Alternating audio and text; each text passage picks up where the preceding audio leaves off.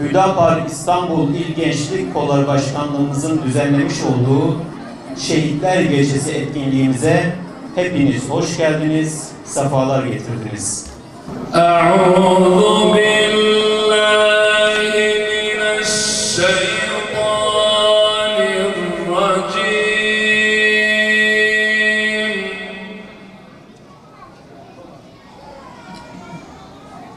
Bismillahirrahmanirrahim.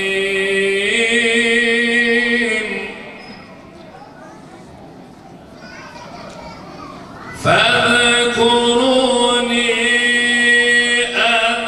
أذكركم واشكروا لي ولا تكفرون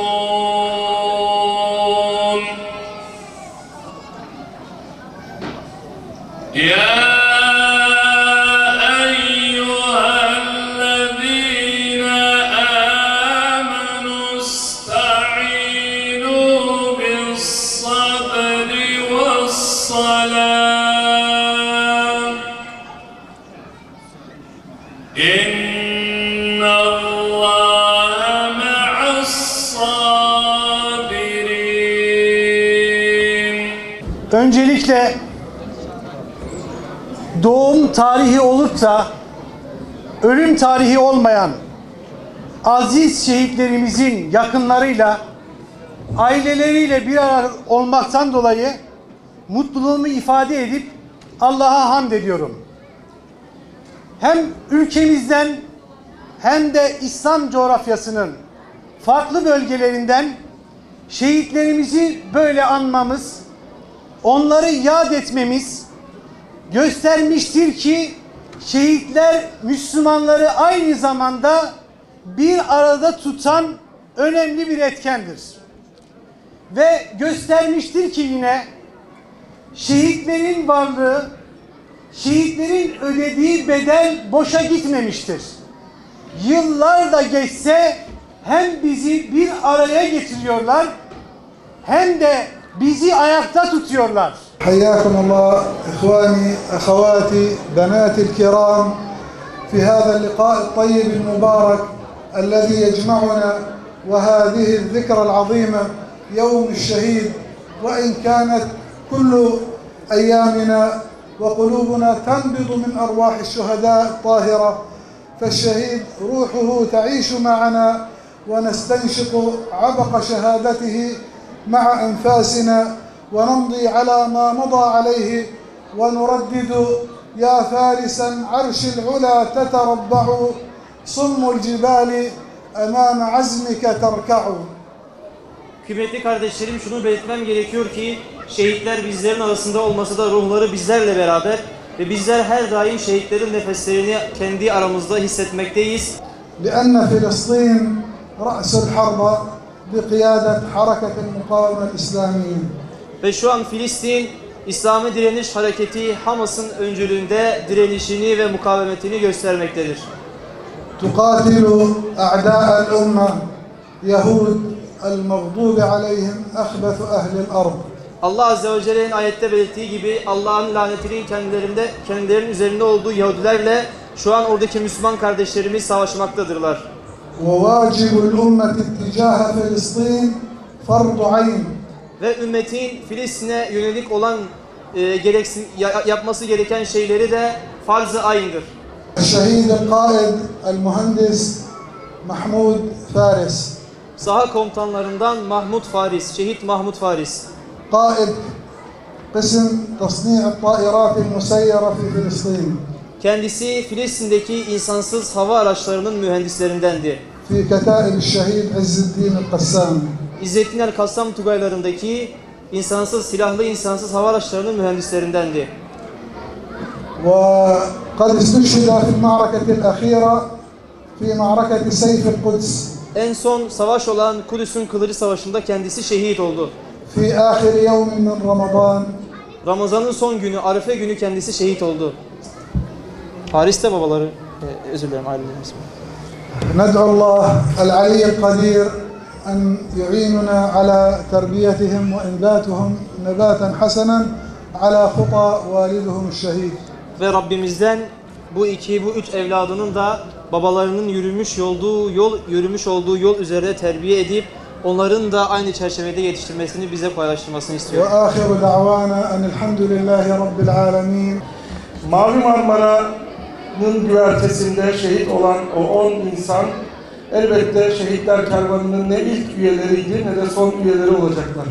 Fakat bizim için ehemmiyetleri 90 küsür yıl sonra bu toprakların insanları Kürdüyle, Türküyle hep birlikte en son hilafetin emrindeki ordusuyla Gazze'de kurşun sıktığından 90 yıl sonra bir kez daha bir Kudüs seferi için yola çıktı ve bu yolda kan döktü, şehitler verdi. 15 Temmuz gecesinde verdiğimiz şehitlerin, o şehit kanlarının bizlere mesajı Graham Fuller'in kitabından aktarıyorum. Diyor ki 1940'lara gelindiğinde Türkiye'nin şehirlerinde İslam diye bir şey kalmamıştı. 1940'larda bu ülkenin şehirlerinde İslam diye bir şey bırakmayanlara 15 Temmuz gecesinde bu millet yine Kürdüyle, Türküyle, tekbirlerle sokağa dökülerek kanını döktü, canını verdi. Ama Siyonizmin buradaki yerli işbirlikçilerine memleketini terk etmedi. Bugün burada hep birlikte yine toplandık ve Allah razı olsun özellikle organize komitesine hem slide için hem buradaki şehit resimlerinde kurdukları ittihad için hem de bu salonda bizi Türküyle, Kürtüyle, Filistinlisiyle bir araya getirdikleri için çok teşekkür ediyorum. 15 Temmuz akşamı da işten geliyor, evde oturduk çocuklarla beraber yer sofrasında yemek yiyoruz. Bir akrabamıza bir telefon geldi, darbe oluyor. Ben de şaşırdım, nasıl olur? Çok şükür bir ülkemizin hiçbir eksiğimiz yok. Dedi ki Ramazan dedi, dışarı çıkalım. Dedim ki eşime, Türkan biraz oturalım. Ondan sonra haydi Ramazan diye, vatan elde gidiyor. Öyle deyince dondum kaldım ben. Ekranı açtım, kanalları kurcalıyorum. 5-6 tane kurcalayıp son dakika. Bir şey yok. Ramazan ben abdestim var, 2 dakika namaz kılına kadar sen toparlan. Tamam dedim ben de, bize bir şey demedim. Hilal Sümeyye kızım o saatte yatmıştı. Berkay oğlum dışarıdaydı. Kızım da halasının yanında, aynı apartmana oturduğum için hiçbir tane çocuğunu çağırmadık. Kızımı bile uyandırmadık. Namazı kılana kadar ben aşağı indim. Evde anahtarı almış, hiç haberim yok. Ablama demiş ki, önce Allah'a sonra sana emanet. Kızım 11 yaşında. Yani geri döneceğiz diye hiçbir tereddüt yok. Biz yolumuza devam ettik. Esenler'den 4 yol meydana yürümeye başladık. Ama biz yürürken dualarımızı ettik. Elimize, bayrağımıza, duamıza, vatanımıza, bayrağımıza, ezanımıza bir şey olmasın. Ben şehit Mehmet Ali Kılıç'ın babasıyım. 15 Temmuz'da şehit oldu. Ve Mehmet Ali o gece çok rahatsızdı. Gündüzden denize gitmişti. Geldi ve zaten annesi yani biz bırakmıyorduk ki denize gitsin. Bizden habersiz denize gitmişti ama gelirken küçük kız kardeşine dedi ben işte denize gidiyorum, anne babaya söylemeyin sakın. Onlar kızar diye. Ve gitti, gelirken omuzunu acıtmıştı. O gece ikindi namazı vaktiydi. Doktora gitti. Doktordan sonra tabii ki geliyor, mahalle arkadaşlarıyla buluşuyor oradan. Oradan da geç saate kadar oturuyorlar. Oradan bu darbe haberleri falan geliyor. Oradan tüm zaten bizim Gültepe mahallesi tekbirlerle Sütlüce AK Parti binasına iniyorlar. Oradan giderken AK Parti ilçe binasına tabii bertaraf ediyorlar. Oradan yarısı havaalanına gidiyor, yarısı da havaalanına. Yarısı da pardon köprüye. Bizim Mehmet Ali köprüye gidiyor. Ve o köprüye gittiğinde de bizim haberimiz yok. O gece de dayısı İzmir'den gelmişti zaten. sabah erkenden gitti, onu otogarda aldı getirdi eve. Ve haberimiz yoktu. Ta 3-4'e kadar falan tüm AK Parti ilçe binasına gidenler geri döndü geldi. Ondan sonra telefon etti, oğlum neredesin? Baba ben köprüdeyim. Hatta o gece ben de rahatsızdım. Ayağımdan yine ameliyat olmuştum. Hatta annesi dedi, baba oğlum çarşafımı gidiyorum, ben de geliyorum. Muhakkak sen de dün gel.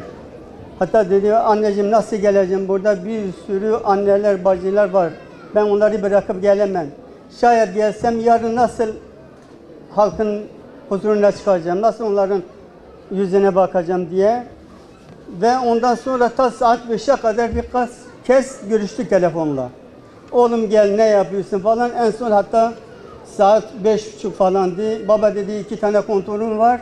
İşte kontrolüm de bitecek. Sakın ben geleceğim. Ben geleceğim.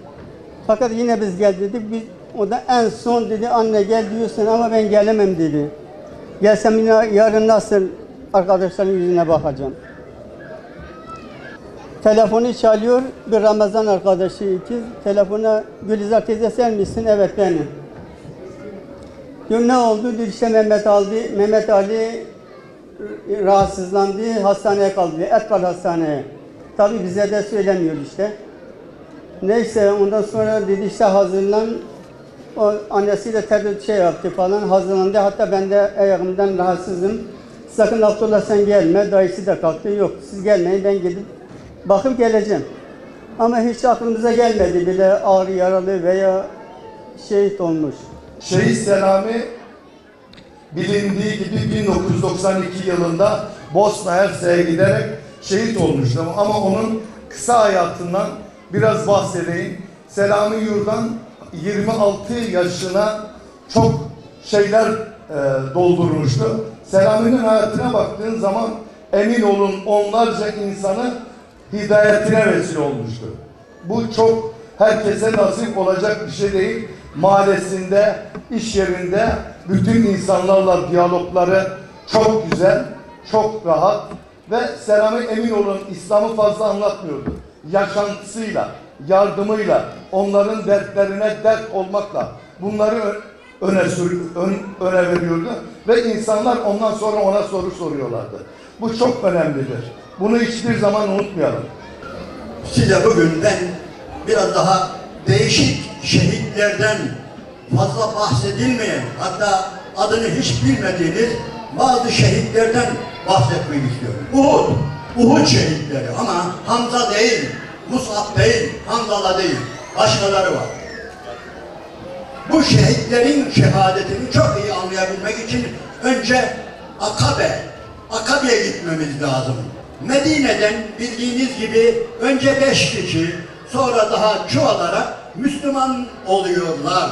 Evs ve Hazreç'ten.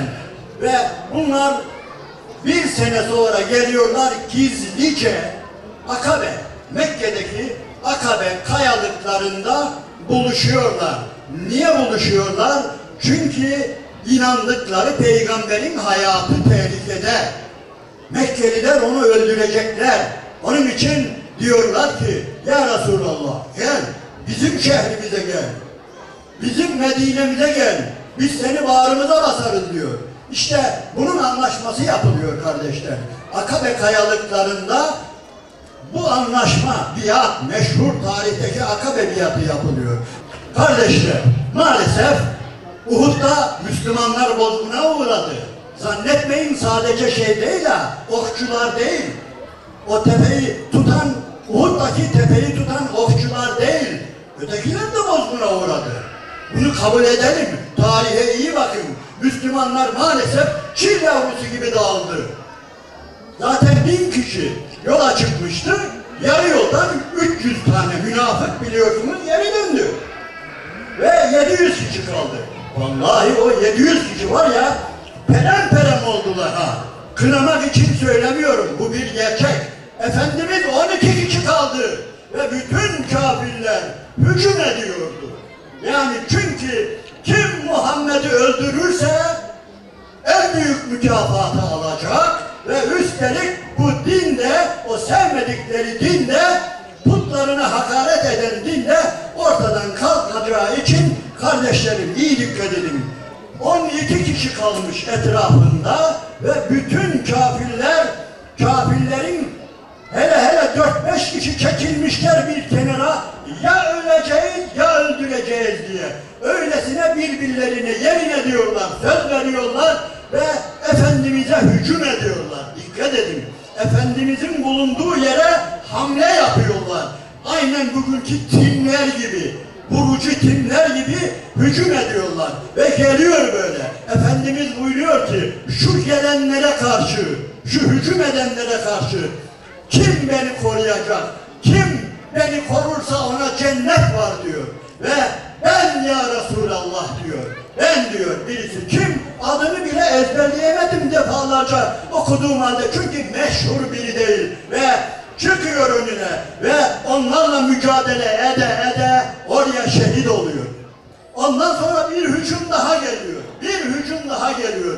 Kardeşler orada var ya sadece orada 17 tane bir noktada teker Müslümanlar orada Medineli Müslümanlar şehit oluyorlar. Niye? Söz verdiler ya. Akabe'de söz verdiler ya seni koruyacağız ey Allah'ın Resulü diye. İşte o sözü Allah'a karşı verdikleri bu sözü yerine getirmek için ve canlarını Allah'ın Resulü'nün yolunda feda ediyorlar.